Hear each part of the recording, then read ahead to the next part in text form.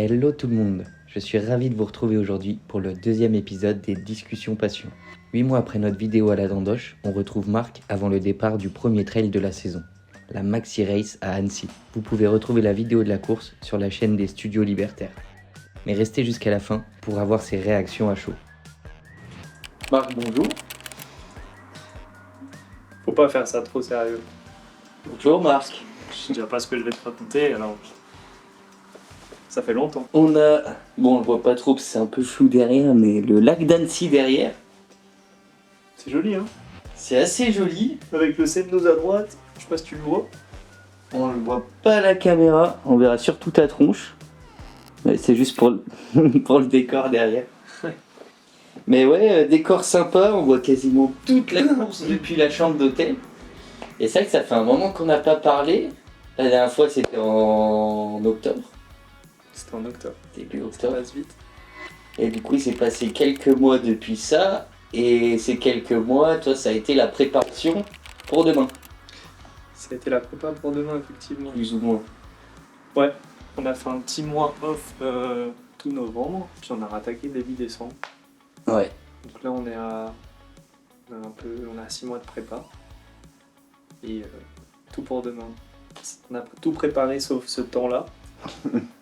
Ça va être un peu sport. La météo on la prévoit pas. 6 mois d'entraînement, combien d'entraînements par semaine? On tourne entre 5 et 6 5 par semaine, ouais, selon les semaines. Et ça fait des semaines entre 70-80 en moyenne. Et puis quand il y a un peu moins de travail, on est monté jusqu'à 140 la semaine. d'entraînement. 140 km la semaine, ouais, d'entraînement. Parce que donc là c'est ta première course de la saison. Annecy, c'est la première course de la saison. Ouais. Sur ce format ultra, c'est la première course de la saison. Beaucoup de courses cette année. Ouais, c'est une grosse année. J'ai jamais fait autant de courses. L'objectif c'est quoi? C'est de faire des points, c'est de... L'objectif, c'est de passer toutes les lignes d'arrivée. L'objectif, c'est de pas se faire mal. Et l'objectif, c'est de réussir à prendre quand même du plaisir sur toutes les courses qu'on finit. prendre du plaisir. Est-ce que tu as encore un objectif de progression? T'en as toujours. Ouais. T'en as toujours parce que Toujours en s'entraîner autant de temps, autant de mois pour atteindre le niveau que tu avais l'année précédente, ça n'a pas d'intérêt. Tout le monde a envie de progresser. Sauf peut-être cette année. Si tu atteins le même niveau que l'année dernière, tu seras content. Parce que ce serait le même temps mais pas les mêmes conditions. Non, bah, tu vois, j'ai un step supplémentaire par rapport à l'année dernière. On a fait le semi-marathon à Genève début mai, donc je vois qu'il y a déjà une marge de progression. Là, pour la course de demain, c'est vrai que c'était mon premier ultra même de ma vie. Donc on va voir demain comment ça se passe. Le parcours n'est pas exactement le même, ils l'ont rallongé un peu cette année. L'année dernière, on avait de très bonnes conditions. Là, ça fait une semaine qu'il pleut. Donc je m'attends pas à des rythmes. Les rythmes vont clairement pas être les mêmes que l'année dernière. La distance de course n'est pas la même. On va adapter aussi même l'alimentation de course. Tout va être modifié. Donc je pars pas du fait que ça va être un résultat qui va être comparable à ce qu'on a fait l'année dernière. Après, on pourra quand même en tirer d'autres conclusions, tu vois. On pourra voir où on en est musculairement, Au niveau du ressenti. exactement, toutes les sensations de course. On a eu 2-3 petits pépins physiques pendant l'hiver, donc aussi on va voir si ça c'est totalement soigné. Et puis voilà, step by step, on va... Putain, c'est beau, l'année dernière ici c'était ton premier trail. C'était ma première course d'ultra. C'était ma première course sur un format plus de ce qu'ils appellent ultra dans le. C'est plus de 42 km, plus que le format marathon finalement. Ok. Une fois que tu dépasses ce format, tu fais que c'est du format d'ultra endurance. Donc ouais, c'était mon premier format d'ultra endurance. Ouais. Ton premier c'était un objectif et au fait l'un an plus tard tu vois que c'était que le début de l'aventure ultra quoi. Ouais, clairement. L'année dernière on a fait une année qui était vraiment je peux pas dire de transition, mais à la base on était parti pour préparer vraiment du triathlon avec cette échéance Ironman. Et puis on s'est pris un peu au jeu du trail. Et puis on avait ce challenge de réussir à intégrer ce format ultra dans une prépa triathlon. Et puis la fin de l'année, finalement, je l'ai fini par faire 2-3 trails, à m'inscrire aux 2-3 trails qui étaient autour de la maison parce que ça me plaisait. Cette année, on a pris le risque, on a fait le choix, je sais pas. En tout cas, moi, j'avais envie de consacrer une année au trail et à des formats d'ultra endurance. J'ai pas un métabolisme qui est très bon dans des hautes intensités, donc c'est plutôt un format qui me correspond. Il y a des endurances où tu rentres dans des efforts qui sont alors plus intenses dans la durée de l'effort, mais qui sont plus faibles en intensité d'effort. Donc ça me correspond un peu mieux. Et donc cette année, on va faire uniquement ça. Ultra. Tu disais là, tu vas adapter ton alimentation de course. Tu peux développer un peu, en parler. Ouais, alors sur des distances comme ça, sur des distances aussi longues, tu peux pas partir avec ton petit déj dans le ventre, prendre une gourde d'eau et te dire je finis, ou alors je mange un tuc et une poire à chaque ravitaillement. T'es obligé d'avoir une alimentation régulière tout au long de la course qui t'apporte des glucides que ton corps peut utiliser finalement. C'est comme un moteur de voiture. Sinon, il va aller piocher dans les muscles, quoi, et c'est la crampe. T'as la crampe où finalement tu t'arrêtes en fait. Ton corps peut plus suivre. Donc nous on travaille sur ça aussi à l'entraînement, d'avoir un apport de glucides entre 60, je vais dire 70, entre 60 et 70 grammes de glucides par heure. Et donc t'as recours à tout finalement. T'as des gels que tout le monde connaît, mais t'as aussi de la boisson d'effort. Puis après tu passes à d'autres choses, il y a des gommes, on a des gaufres, on a des compotes. Tu peux avoir tout ce que tu veux, tu peux avoir tous les goûts que tu veux, les saveurs que tu veux, les textures que tu veux. Puis le but c'est d'arriver à mélanger un peu tous ces ingrédients que tu as pour avoir les apports qui te conviennent le mieux finalement. C'est un bon mix, toi, de tout ça, quelque chose qui te fait plaisir. Moi je prends pas de risque avec ça, c'est-à-dire que je prends toujours les mêmes produits, des mêmes marques, que ce soit à l'entraînement ou en course. J'essaye que cette variable que peut être l'alimentation pendant les courses varie le moins possible. Du coup, tu as tes références de comment tu cours, mais tu as tes références de ce que tu manges. Donc tu sais qu'après tel effort, tu vas manger tel. Ouais, c'est ça, exactement. Donc pendant tel effort. Et du coup, l'année dernière, c'était ta première et tu me disais, à la fin de la course, donc vous avez fini en pleine nuit. Non, l'année dernière, on a commencé en pleine nuit. On commençait en pleine nuit. Et je finis vers 18h, quelque chose comme ça. Et t'as dormi dans ta voiture sur le parking. Ah, l'anecdote elle est incroyable. J'étais avec mon pote Hugues. Petite dédicace à Hugues si tu vois ça un jour. Et ouais, en fait j'avais calculé que le départ était beaucoup plus tôt l'année dernière. On partait à 3h, quelque chose comme ça. Donc je m'étais dit on va pas se lever, on va pas faire une nuit très longue, ça sert à rien de prendre une chambre d'hôtel. On va dormir sur le parking, c'est sûr, il y aura plein d'autres gars qui vont dormir sur le parking. On va faire 3 heures dans la voiture, tranquille. Et en fait, c'était le parking d'une boîte de nuit où il y avait un pan qui se baladait un peu en liberté autour du pot de plage, pour ceux qui connaissent. Et le pan a crié toute la nuit. Je vais pas imiter le pan là en direct, mais tu vois. Et tous les gens bourrés qui sortaient de boîte, ils imitaient le pan. Et du coup, on n'a pas vraiment fermé l'œil. Après, tu sais, t'as l'excitation quand même de la course qui te tient en haleine et finalement, j'ai pas vraiment ressenti la fatigue, tu vois, quand le réveil a sonné, je me suis dit, de toute façon, il faut y aller. C'était la nuit avant la course. Ah non, c'était vraiment la nuit de la course. Genre, comme là ce soir, c'est comme si là on était sur le parking, tu vois. Ah, je crois que c'était au retour. Ah non, Ouais. non, c'était la nuit. Ah ouais, pire. C'était incroyable. Et je vois encore quand le réveil sonne dans la voiture, je regarde mon pote Hugues, il était momifié. Puis en plus, c'est les genres de détails que si tu t'énerves dessus, tu te crames de l'énergie pour rien. Ouais. Et l'année dernière, il faisait un peu plus chaud, il commençait à faire chaud dans la voiture, en plus en dormant, c'était... Du coup, t'as dit, une fois pas deux, cette année, chambre d'hôtel. Cette année, les inscriptions se sont ouvertes de la course là se sont ouvertes en novembre. Je me suis inscrit, j'ai appelé l'hôtel, ils m'ont dit on n'a même pas les tarifications encore pour les chambres. Ouais. Ouais. Je les ai harcelés par mail et tout ça. T'as pris l'hôtel avec la vue lac sur... Ouais, dommage, il est nuage, puis... Voilà, je vais pas changer d'objectif, mais on a vraiment quasi tout le tour du lac, Ouais. tout le trajet de la course.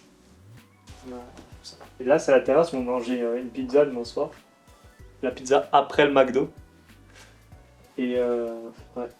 Et avant, le dessert au McDo aussi. Petit McFlurry, M&M's, Snapache caramel. Le petit réconfort. Ouais. Parce que là, ouais, du coup, t'as éliminé le McDo total de ta diète. Ma passion dimanche soir McDo a été évincée, ouais. Elle n'a pas... Enzo m'a gentiment demandé d'arrêter ça tous les dimanches soirs. Et tu l'as écouté. Je l'ai écouté. Ouais, il y a un ensemble de choses qui font que je l'ai écouté. Tu l'as écouté parce qu'il avait raison. Sûrement. C'est pas réputé pour être la meilleure alimentation qu'on puisse avoir, encore moins quand on fait du sport. Mais non, c'est juste que Enzo passe beaucoup de temps en fait à faire tout simplement ses programmes d'entraînement, à analyser les sorties que je fais, les ressentis que j'ai d'après course. C'est aussi une question de respect aussi pour le travail qu'il fait. Et puis je suis quelqu'un qui est, je suis pas quelqu'un qui est dur avec moi-même dans l'effort, mais j'ai pas envie d'avoir de regrets. Tu vois, si la course se passe mal, je vais commencer à, je pourrais derrière un peu cogiter en me Sans disant, vouloir. tu vois, c'est peut-être tes McDo tous les dimanches soirs vont peut-être influencer la contre-performance que tu fais aujourd'hui. Donc au moins je fais ma course, ça se passe comme ça se passe, et on tirera d'autres conséquences plutôt que de choses comme ça qui vont influencer par, je sais pas, par gourmandise ou par simplicité, tu vois. Ah, c'est vrai que t'as quand même du monde qui te suit du coup. T'as donc Enzo, ton coach. Et puis là, il va y avoir du monde aussi à la course. Ouais, il va y avoir... alors là, cette année, c'est Luana qui me fait le ravitaillement. La place de Hugues, qui ne peut pas être là cette fois-là. Hugues sera là sur la prochaine. Ça fait toujours plaisir d'avoir du monde. J'ai la chance aussi, c'était pas prévu, mais j'ai la chance d'avoir ma copine aussi qui sera là au start et au premier ravitaillement.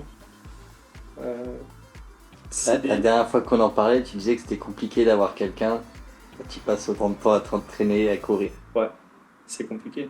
C'est compliqué, mais pas impossible. Ouais. Bon, alors là, j'ai pas encore assez de recul pour te dire, mais on te posera la question tout à l'heure si tu veux. C'est compliqué. C'est compliqué parce que c'est beaucoup d'heures d'entraînement. Quand tu t'entraînes sur des formats comme ça, t'as des entraînements qui sont des sorties longues. Tu passes vite 5-6 heures en montagne. Alors la personne avec laquelle t'es, elle peut aimer la montagne, peut aimer la randonnée, mais t'as quand même un gap entre aller faire une rando un dimanche et aller te martyriser à faire 3000 de D+, sur une sortie de 6 heures, tu vois. Donc non, alors là j'ai de la chance, hein, avec Lisa elle court aussi. On a couru le semi à Genève ensemble début de saison. Elle est à Paris, donc quand je vais à Paris, on va courir à Paris. Pour l'instant j'arrive à organiser tout ça, mais je sais que c'est sûrement une des dernières saisons où je fais autant de courses, tu vois. C'est surtout ça. Quand tu programmes là c'est elle qui fait des compromis et la saison prochaine t'en feras peut-être toi un peu plus. Ouais, c'est même pas qu'elle fait des compromis, c'est nous qui faisions des compromis du coup, tu vois. Parce que là, si tu comptes entre juillet et août sur 8 semaines, il y en a déjà la moitié finalement qui partent en course. Donc après, il faut jongler aussi avec le travail et les congés respectifs de chacun. C'est vrai qu'on en parlait donc l'année dernière, qui était déjà une grosse année niveau entraînement pour toi, mais là cette année c'est ta plus grosse, que ce soit en entraînement ou en course ou en... L'année dernière c'était une grosse année, mais parce qu'il y avait le triathlon, il y avait l'Ironman, et puis il y avait ce trail qui arrivait en simultané. En nombre d'heures, je pense que j'ai fait plus d'heures l'année dernière d'entraînement, mais cette année j'ai fait beaucoup plus de kilomètres. Pas parce que j'ai pas eu la natation, j'ai fait moins de vélo, même si je fais toujours du vélo. Les séances en salle de sport de muscu, elles sont un peu moins spécifiques finalement. C'est plutôt du renforcement bas du corps. C'est différent plein de programmes. Mais en termes d'heures sur une semaine, je pense que j'y passe le même nombre d'heures. Mais ça doit être motivant là quand même, enfin motivant je sais pas, mais satisfaisant de faire vraiment le tour du lac. Contrairement à des courses où tu as des allers-retours ou des tracés, là tu fais vraiment tout le tour du lac d'Annecy. Enfin, je trouve la course elle est stylée pour ça aussi. La course est incroyable, tu fais tout le tour du lac et tu as différents points de vue sur le lac à différents moments de la journée. On va voir le lever du soleil quand on sera au Semnoz, à Doussard à midi, le soleil sera en haut et puis on va redescendre Tournette, monter sur la Tournette de l'autre côté dans l'après-midi et puis tu arrives là en soirée finalement. Donc quand le soleil va commencer à redescendre, le soir tu seras en train de descendre derrière. C'est vrai qu'on en parlait de voir le paysage qui change. Voilà, Et là c'est ça et t'as le lac en référence quoi tout autour. Ouais, voilà pour cette course là du coup on va partir la nuit et puis on va arriver en soirée. Ah ça va être incroyable. Ça va être incroyable. Tu te sens comment là pour demain? Je me sens bien, c'est un peu basique à dire ça, mais non, je me sens bien, je me sens serein parce qu'on a fait le taf, tu vois. Tu te sens prêt? Enzo a fait son programme, j'ai suivi le programme. Disons que si si c'était à refaire, j'aurais rien à changer. On a essayé de l'optimiser au mieux, on l'aurait pas fait différemment si c'était à refaire. Là-dessus, ouais, t'es serein. Et sinon, tu te sens, je sais pas, excité, t'as hâte, pas forcément. Tu te sens toujours un peu, tu sais, t'as une sorte de nervosité. C'est pas de la nervosité au sens péjoratif, c'est une excitation. Surtout que là, ça fait 2 semaines du coup qu'on a un affûtage, ça fait 2 semaines qu'on abaisse le volume d'entraînement pour essayer de garder cette forme, tu vois, de faire monter cette forme. Et ouais, là maintenant, faut qu'on y aille. Tout ce qu'il y a eu jusqu'à maintenant, c'est vrai que ça doit faire monter un peu la pression vraiment jusqu'au moment où c'est le départ et là il n'y a plus qu'à. Je subis pas trop la pression. Là par exemple, genre là je sais très bien que je vais passer une très bonne nuit et ça va très bien se passer, je me réveille le lendemain matin et puis on y va. La pression je l'ai... Peut-être j'ai le pouls qui va s'accélérer quand je vais rentrer dans le sas demain matin. Et jusqu'au moment où je vais passer la ligne d'arrivée, la ligne de départ et que la course part. Ensuite après... En plus il doit y avoir la tension des autres aussi, ça doit être une ambiance générale spéciale. T'es la nuit, il y a un speaker qui est là, tu vois, tout le monde est là, on sait tous qu'on part pour la même chose, tu sais que tu ne retrouveras pas à la fin. C'est une aventure, tu pars à l'aventure, c'est une expédition. Hein. C'est clair. Mais une fois après que ta course elle est lancée, c'est tellement long, tu te mets rapidement dans ton truc et puis vas-y. T'as l'impression que c'est un peu un automatisme ou est-ce qu'à chaque nouvelle course c'est une nouvelle expérience un peu? En trail, chaque course c'est une nouvelle expérience. Parce que c'est pas la même montagne, même si tu connais la montagne, c'est pas forcément le même chemin que tu connais, c'est pas les mêmes paysages. C'est pas la même météo, c'est pas le même jour. Ça tout change, c'est impressionnant. Pas les mêmes trucs dans la tête. J'ai fait des courses, ici je l'avais fait au printemps l'année dernière, j'en ai fait jusqu'en automne l'année dernière. C'est pas le même paysage non plus, c'est incroyable. C'est vrai que autant extérieurement que intérieurement, ça doit être différent à chaque fois et c'est ça qui est ouf aussi. T'arrives avec des niveaux de forme aussi qui sont différents, t'arrives avec un entraînement qui est différent. Chaque course est différente.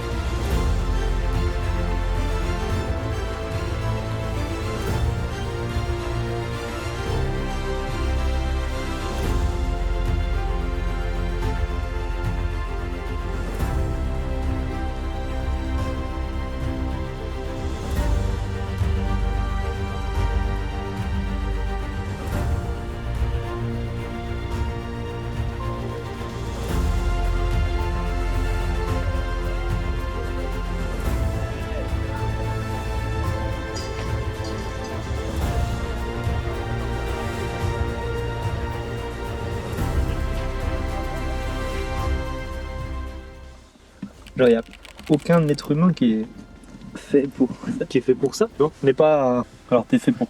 Tu peux courir. Mais genre, c'est un instinct primitif, tu vois.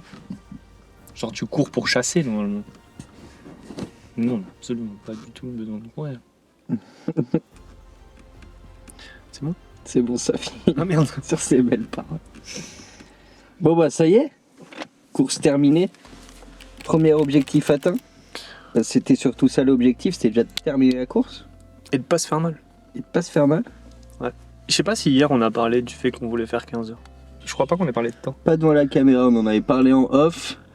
Et tu disais que l'année dernière t'as fait un peu plus de 15h30. Et que cette année tu pensais faire au moins autant à cause des conditions. Pas à cause de ta forme et tout, parce que tu t'es vachement entraîné, t'as progressé depuis. Par contre, vu les conditions, tu t'es dit que tu pourrais pas faire en dessous de toute façon. L'année dernière, sur les 15h35, il y avait environ 30 minutes de perdu dans les ravitaillements. Donc en Ok. gros, cette année, ce qu'on voulait faire, vu qu'ils avaient rallongé le parcours de 6 km, c'était refaire le même temps sans le temps perdu au ravitaillement. Ok. Voilà. Donc ça correspondait à 15 heures. Et quand on a vu le temps de la semaine à Annecy, il n'y a plus vraiment toute la semaine. C'était vraiment compliqué. On s'est dit, écoute, on y va et on voit ce que ça donne, tu vois. Et au mieux, bah, on arrivera à faire les 15 heures. Et puis, bah, si ça le fait pas, tant pis, tu vois, on aura l'excuse des conditions. Et Finalement, t'as explosé ton temps de l'année dernière. Tu l'as mis bon 1h30 presque. 1h15. 1h15. 14h. Alors qu'il y a 14h13. 6 km de plus. 1h15 mis dans les dents à ton record. Et surtout l'année dernière, c'était ton premier ultra trail comme ça. C'était mon premier ultra et il y a aussi l'excuse qu'on n'a pas fait une prépa pure ultra l'année dernière. Tu vois, il y avait des triathlons, donc c'était vraiment une séance mixte, on n'avait pas le temps de faire que de l'ultra. Là, cette année, on a fait que de l'ultra, on a fait que du trail et de la longue distance. Tu disais, ça fait 6 mois tu cours, 6 mois tu t'entraînes pour ça. On a commencé le 1er septembre, début septembre. On a commencé début septembre à ça. Alors je savais que j'allais améliorer mon temps parce qu'on a bossé là-dessus. Mais tu vois, on en parlait avec Enzo et genre on va regarder en détail la séance parce que c'est... Enfin je vais réfléchir demain mais C'est ce que tu disais déjà la dernière fois quand je te filmais. Tu disais que tu voulais t'inscrire à ces courses, mais en les préparant bien. Tu voulais pas t'inscrire juste pour t'inscrire ou les faire. Et donc ça, tu savais que tu étais préparé, tu savais que tu étais mieux préparé, mieux entraîné. Mais là, il y a quand même le jour J où tu as tout explosé. Donc ça veut dire que tu as perfait aujourd'hui, quoi. Il n'y a pas que tu es plus entraîné. Aujourd'hui, tu t'es donné, quoi. ça veut dire que... Non, alors je suis plus entraîné. Mais ça veut surtout dire que l'entraînement qu'on fait, il fonctionne. Tu vois, il est adapté, Résultat, ouais. il est adapté à moi. On a des bonnes techniques et ça fait plaisir, tu vois. Que tu te dis que toutes ces heures passées, bah finalement là, elles se payent. Mhm. Avant ça, bah tu passes 6 mois à courir le matin, à courir le soir après le taf. Mais tu t'es à quand la même salle. explosé aujourd'hui. Tu t'es défoncé, tu nous as sorti du grand Marc. Ouais. Bon là, demain matin, je pense que je vais regretter. Hein. Ouais.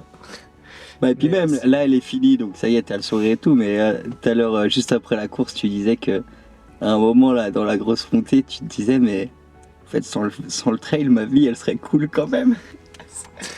Ça veut dire que pendant l'effort, tu penses à arrêter le truc que tu fais, c'est que t'es vraiment dans tes limites, ou en tout cas que ça te demande un vrai effort mental de continuer, quoi.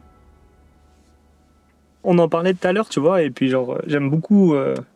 Tout le monde est confronté à ça en trail, surtout sur des formats comme ça. Tu peux pas partir, être en forme, et que ton état de forme, il reste inchangé et au top sur toute la course. C'est trop long, il y a tellement de variables. Les températures, on l'a vu aujourd'hui, tu vois.